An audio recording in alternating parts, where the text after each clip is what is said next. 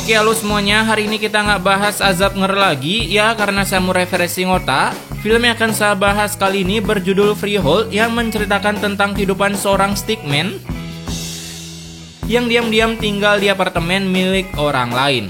Oke, tanpa berlama-lama lagi, mari kita gaskan.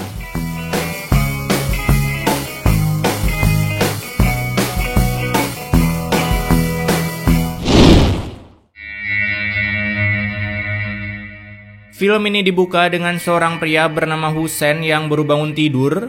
Ia melakukan segala kegiatannya secara normal, mulai dari sambil sikat gigi, gosok-gosok ketek yang berbulu, mencatut alis, makan sereal kokokran, dan untuk sentuhan akhir Hussein pun siap pergi bekerja dengan setelan jasnya yang tidak sekali. Tapi setelah kepergian Hussein, ternyata dari balik kamar Hussein muncullah seseorang, buset stickman, yang telah tinggal di apartemen Hussein sejak lama. Pakai garuk-garuk titit segala lagi. Pagi itu pun ia jalani layaknya Hussein, seperti menggunakan sikat gigi Hussein. Bahkan Listerin Hussein pun dipakai oleh pria ini, ya kita sebut saja Yanto. Gila, jijik kali. Dia pakai bau terasi dah tuan Duk. Setelah berbenah diri, Yanto pun menyeduh kokokran milik Hussein dan menyantapnya seperti zaman belum ditemukan kursi seperti ini. Kemudian selesai sarapan, Yanto pun membuang hasil sarapannya dengan langsung boker dan setelahnya tidur di kasur milik Hussein. Namun tak berselang lama, pulanglah Hussein dari kerjanya sembari menelpon. Lalu kesempatan itu dipakai oleh Yanto untuk bersembunyi sehingga keberadaannya berhasil tak terdeteksi oleh Hussein yang sibuk sekali menelpon kekasihnya yang katanya ingin bertamu ke apartemennya untuk, ya gitulah.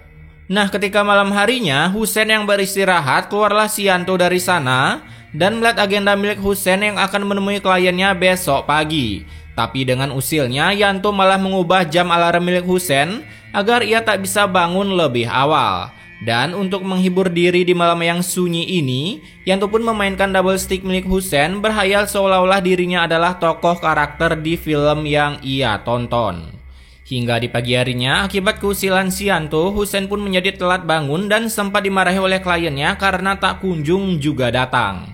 Ketika si Hussein pergi, seperti biasa Yanto pun melakukan kegiatan yang menjijikannya dengan menggunakan seluruh fasilitas di apartemen itu sampai saat sedang berlatih gerakan taijutsu, Yanto pun tak sengaja menjatuhkan wadah asbak yang sangat mahal.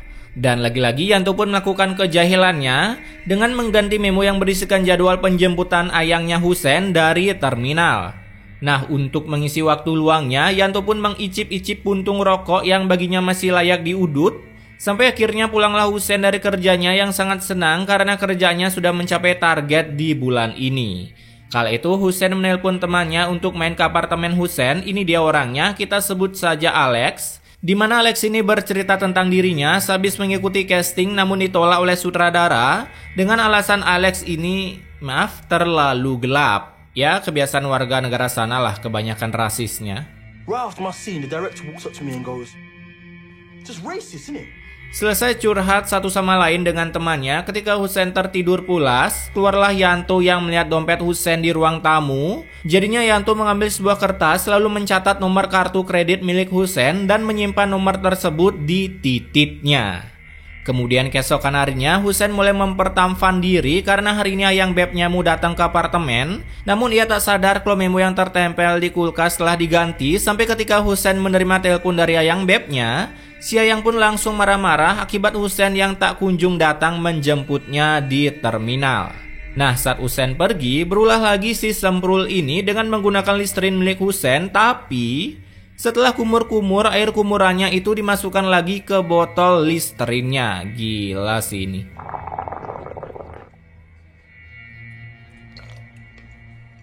Setelah melakukan kejijikan seperti itu, Yanto pun mengganti sempaknya dengan milik Hussein dan menaruh bekas sempak botrasinya yang ia pakai di bawah kasur milik Hussein.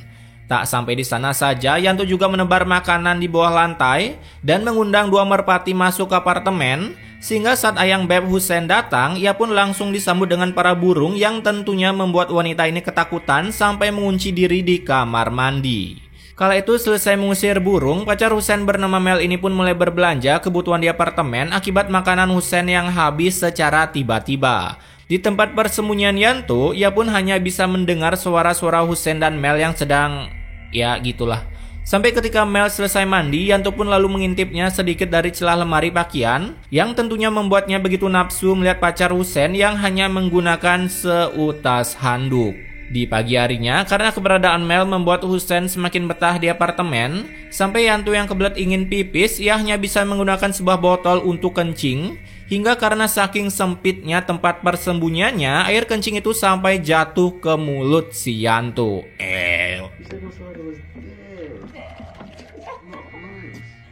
Setelah Hussein dan Mel pergi, Yanto pun melakukan kegiatannya seperti biasa, mulai dari sarapan makanan milik Hussein, memakai pakaian milik Hussein, bahkan entah punya masalah hidup apa ini orang, ia tak segan-segan menggunting dasi-dasi milik Hussein lalu mengganti isi sabun dengan pembersih toilet. Nah, ini sih yang paling menjijikan.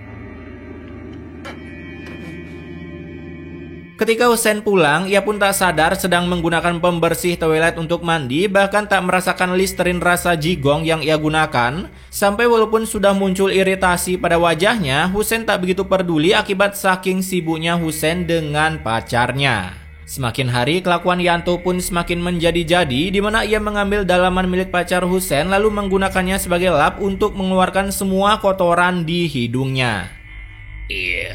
Tak sampai di sana saja, Yanto juga menggunakan iPad milik Mel untuk menonton film 26 versi gay, sehingga Mel pun berpikir bahwa selama ini Hussein adalah seorang gay, dan tentunya hal itu menjadi sebuah awal keretakan hubungan dalam rumah tangga mereka.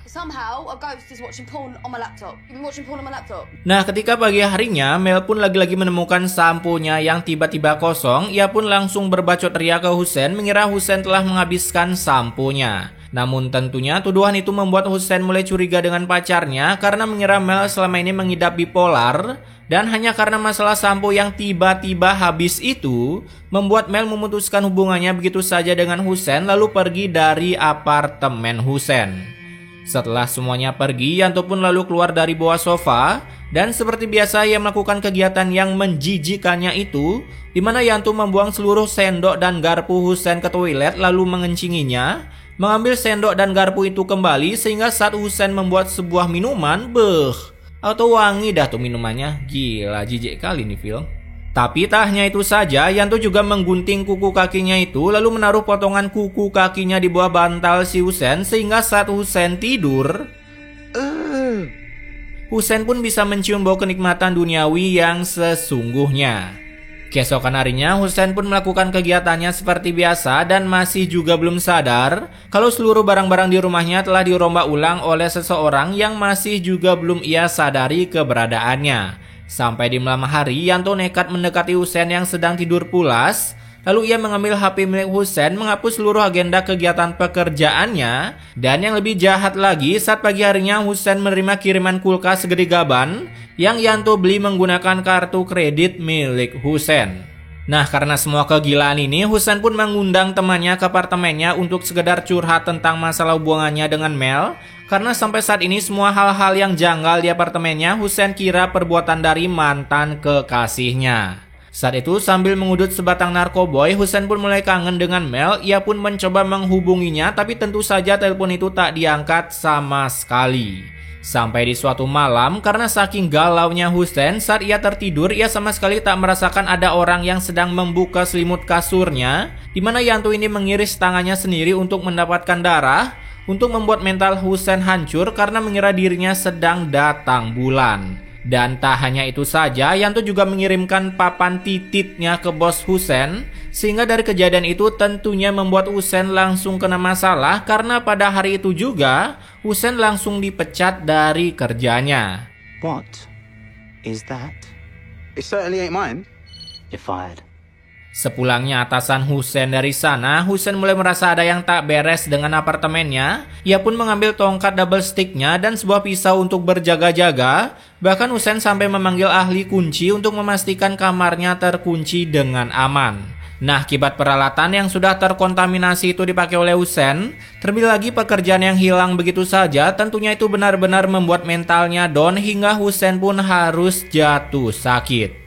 Sembari menunggu kondisinya pulih, Husein pun menghibur diri dengan bermalas-malasan di kamar, di mana ruangan apartemennya sekarang benar-benar berantakan. Bahkan setelah berminggu-minggu tak ada kerjaan, kini Husein pun harus meminjam uang ke keluarganya agar bisa membayar seluruh kredit yang tiba-tiba datang ke apartemennya. Sampai suatu saat ketika Husein mengambil remote TV yang terjatuh, ia pun tak sengaja menyentuh Yanto yang berada di bawah kasur. Dan ia pun begitu terkejutnya melihat seseorang yang tiba-tiba muncul dari bawah kasurnya.